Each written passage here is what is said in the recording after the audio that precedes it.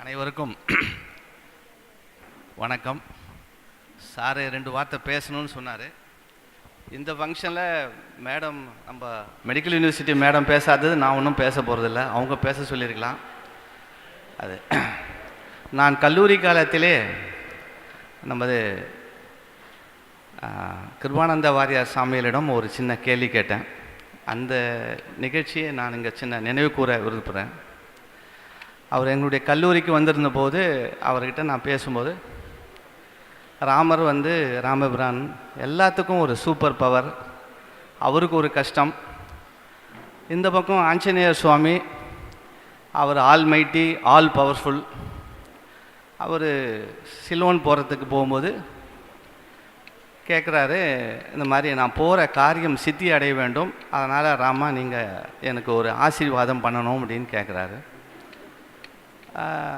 ராமருடைய காரியத்துக்காக தான் ஆஞ்சநேயர் சுவாமி போகிறார். அப்போது போகிறவர் பவர்ஃபுல்லான ஆள். ஆனால் அவர் இவர்கிட்ட கேட்குறாரு, நான் போகிற காரியம் அவருடைய காரியத்துக்கு தான் போகிறார், அந்த காரியத்துக்கு சித்தி வேணும்னு கேட்குறாரு.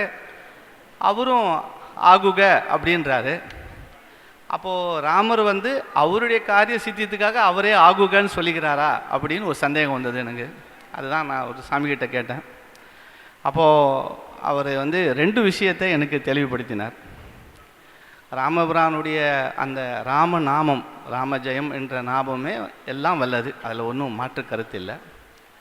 ஆஞ்சநேயர் சுவாமி எல்லா வளமையும் பெற்றவர்.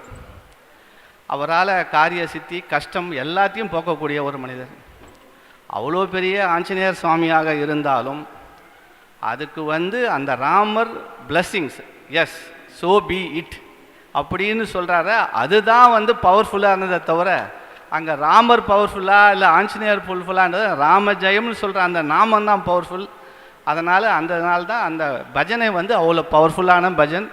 அதனால தான் அந்த பஜன் பண்ணுற இடங்களில் கூட ஆஞ்சநேயர் சுவாமி பல இடங்களில் எழுந்தருளிருக்கிறார் அப்படின்னு சொன்னார். அந்த மாதிரி ஒரு பஜனில் சார் நேற்றுக்கு ஈவினிங் தான் எனக்கு சொன்னார். அதனால் இதை கலந்து கொண்டதுக்காக என்னை அழைத்தமைக்கு நன்றி தெரிவித்துக் கொள்கிறேன். எனக்கு ஏற்பட்ட இந்த ஒரு நிகழ்ச்சியை இந்த இடத்துல நான் உங்ககிட்ட பகிர்ந்து கொள்வதிலும் நான் மிக்க மகிழ்ச்சி. வணக்கம்.